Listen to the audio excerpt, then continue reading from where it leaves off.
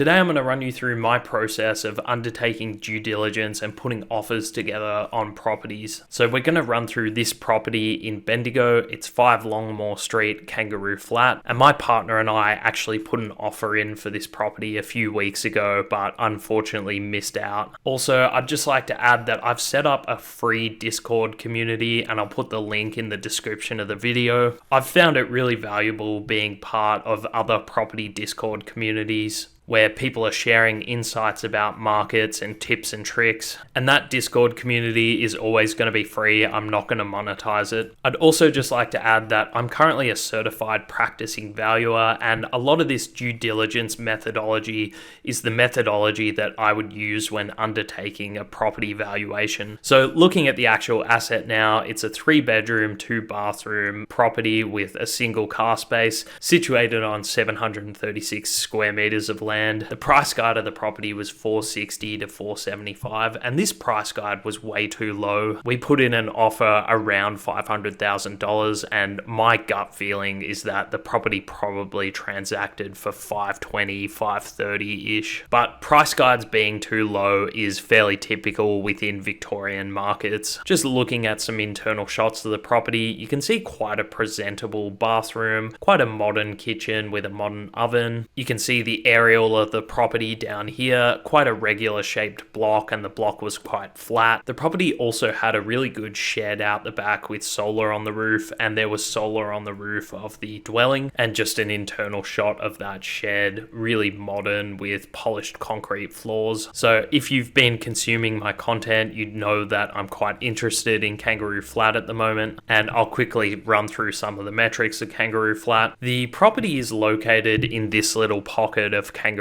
Flat down here. Within the area, there's 8% public housing, 22% private rental stock, and the owner-occupier stock within the area was sitting around 70%. So that's really what you want to see. You want to see a good owner-occupier percentage above 70%, a small amount of private rentals, and ideally a small amount of public housing as well. If you have the opportunity to go out and do a drive-through of the suburb, it could also be good to actually see where some of the public housing lies within the area. So just looking at the asking price of a 3-bedroom house within Kangaroo Flat, sitting around 500 grand at the moment, and that price really started to elevate around 2018. You can also see that rents were really starting to take off in 2018, and the reason for that is that the vacancy rate really tightened up around that 2018 period, and the vacancy rate currently sits at around 0.6%, so that's very tight. Just for reference, a vacancy rate between 2 and 3% would probably be a bit more of a balanced market, so a vacancy rate of 0.6% is very tight. Looking at gross yields within Kangaroo Flat, they were currently sitting around 5%, so if you're purchasing that $500,000 median 3-bedroom house,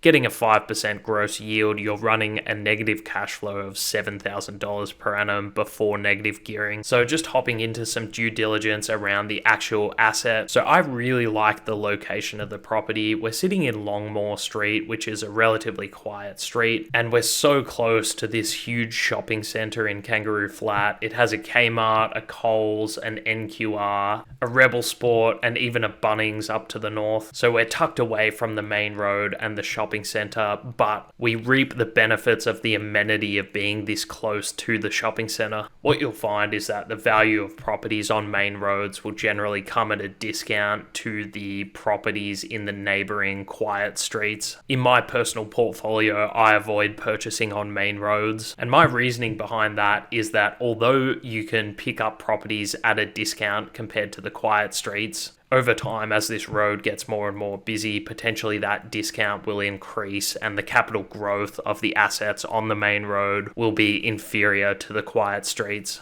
Also, it's just less comfortable for the tenants being located on a main road. You might find that you get more tenant turnover than the quiet streets. Just looking at an aerial of the property, you can see that the block is really regular in shape and the dwelling's positioned quite well on the block. You've got quite a nice backyard. I've measured the dwelling and it measures around 130 square meters, which is pretty typical for a 3x2 house. This is just a Google Maps street view of the house taken in July 2023. I would just note that the dwelling was sitting on the high side of the street. On the other side of the street, it was sloping downwards. Just touching on the zoning of the property's zoned general residential zone under the Greater Bendigo planning scheme. So this general residential zone's pretty standard. It basically just aims for diversity of housing types while respecting the local character of the area. There were no immediate overlays on the property. This image comes from Land Checker, really good website for checking the town planning of a property. There was a bushfire management overlay over to the east near the shopping centre.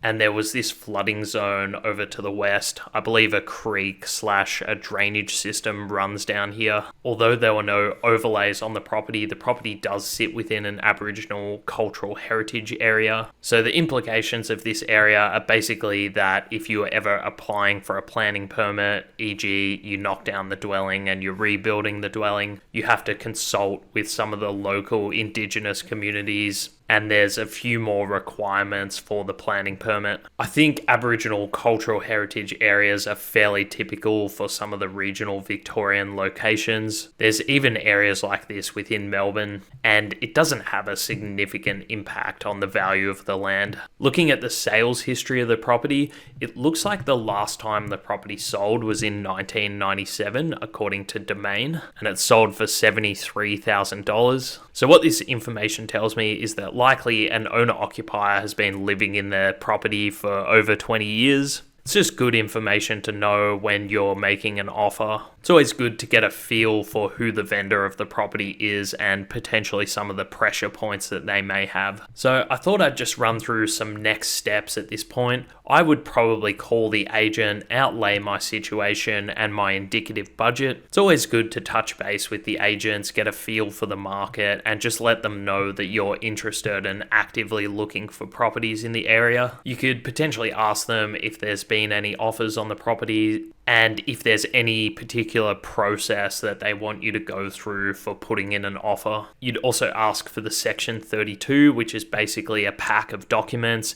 It includes the title, details about the property, the planning reports, the rates, the land tax. And I'd also recommend just asking if there's any previous building and pest reports on file. It could just save you some time and money if there is a previous building and pest report and you read it and find that there's termite damage. You can just safely move on to the next property. You don't have to put in an offer and then order a building and pest report for yourself. Additionally, you could just ask if there's any upcoming inspections if you're able to go out and visit the property. So all of these questions will give you some good information to then do further due diligence. So within the Section 32, you'll see the title of the property. This is the actual title for 5 Longmore Street. I've just blurred out the name of the owner just for privacy reasons. So the title is a really important property document. This document basically gives you ownership and the bundle of rights over the property. So within a title, you'll have the volume and folio number up towards the top, the description of the land. So this property is Lot 12 on Planner Subdivision 022131. We'll run through that in a second. It's got the current registered proprietor, so that's the current owner of the property. And then down here, we've got encumbrances, caveats, and notices. So you can see there's a mortgage on the property on behalf of the Westpac Banking Corporation. And you can see there's also this covenant that was put on the property in 1950. So I'll run through the covenant shortly, but this covenant was a single dwelling covenant. So it basically means that you can only ever build one dwelling on this property. It's just something to look out for. For a property of this size, it doesn't really have an impact on the value of the property, in my opinion. Where it would have an impact is if you had a large developable parcel of land and you had that single dwelling covenant on it, where the highest and best use of the land was to subdivide it and put up multiple dwellings. That's where a single dwelling covenant really would have a noticeable effect on the value of the land. So looking at the Planner Subdivision now, we are Lot 12 on the Planner Subdivision, and you can see that we don't have any easements and we've got a clean title, which is really good. You can see this easement E1 running down the side of the property sits over Lot 7, Lot 6, Lot 5, etc. And this easement is likely a water supply or a sewerage easement. You just need to do some more due diligence. Just looking at the covenant now, so this was also part of the Section 32. So a lot of covenants are quite historical in nature. Lots of them are put on the land at the time of the initial subdivision. And a lot of them have weird rules like you can't dig up the backyard and make bricks out of the clay soil, which presumably people were doing in the 1950s. Typically, there's a lot of just trash in these covenants, but what's important is this section here that I've highlighted in red. And it basically says that you can only erect one dwelling on the lot, and any dwelling that you do erect needs to cost more than £850. So you can see quite an outdated document, but the single dwelling restriction is very much in play, and getting a covenant like this removed from the land is very, very difficult. So it's important to note, if you had the idea of putting a granny flat out the back of this property, that's not possible under this covenant. So we're just going to look at some comparable sales now and undertake some very basic valuation methodology. So you can see I've got the subject property over to the left here, asking price of $470,000, which I think is well below what the property would have actually transacted for. We've then got 4 comparable sales. Of the comparable sales, I really like this 11 Longmore Street because it's only a few doors down and it's a very similar land size. So I've just laid out the sale price for each sale, the sale date, the land area for each, and an all-in land value on a dollars per square meter basis. So it's basically just the sale price divided by the land area. I'll also have a link to a very similar spreadsheet in the description of the video so you can download it and do your own comparable sales analysis. I've also just got the layout of the property. So 11 Longmore was a 4-bed, 1-bath, 2-car property. And I've got some comments that I put in. So you can see on an all-in land basis, the comparables sort of ranged between $680 a square meter to about $730 a square meter. And you can see at $470,000, the subject property is coming out below that range at around $640 a square meter. So we're looking at $1 per square meter on an all-in land value basis because it really just adjusts for the land size of each property. So here's 11 Longmore Street. It sold November/December 2024 for $500,000. Here's a photo of the exterior. Just having a look through some of the other photos, you can see very dated interior, gross wallpaper in the bedroom. You can see the aerial of the property, very regular shaped block and quite flat. You can see a bit of rust on the roof. And you can see an original kitchen straight out of the 1970s. Just another aerial, you can see again, very regular shaped block. The dwelling's slightly bigger at 163 square meters. And again, when you compare the photos of the subject property to 11 Longmore, I think we very comfortably sit above 11 Longmore. The interior of the house is just much more presentable. So now we're just looking at different offers that we could put in for the subject property, 5 Longmore Street, and what that looks like on an all-in land value basis. So you can see an offer of $500,000. That's an all-in land value of around $680 a square meter. So pretty similar to 11 Longmore Street. I think the market value of the subject property is actually probably closer to, say, $525,000, given that it is much more presentable than 11 Longmore and it has a really nice shed component out the back. My partner and I put in an offer around $500,000. I think we kind of underestimated the Bendigo market at the moment. I think post that first rate cut, everyone just wants to get in. So we saw value at a similar price point to 11 Longmore Street. But I think upon reflection, the market value of 5 Longmore probably sits a little bit above 11 Longmore.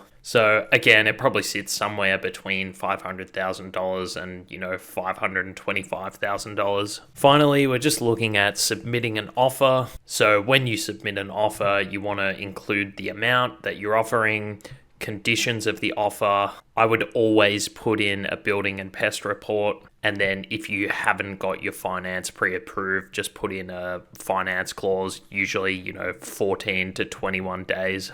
You also need to put in the deposit amount. Generally 10% is pretty standard in residential property. And then you also want to specify the settlement period. So 30 days is pretty standard in residential, but I would be flexible if the vendor wants a long settlement because it will work in your favor. If the vendor wants, say, a 6-month settlement, you just put down the deposit upon signing the contract of sale, and then it settles 6 months later, and you've got no holding costs during that time. And say the market's red hot and it does quite a lot of growth during that 6-month settlement period, it's quite advantageous for you as the purchaser. And utilizing the settlement date to your advantage is quite common in property development. Typically, property developers will buy a piece of land with a 2-year settlement.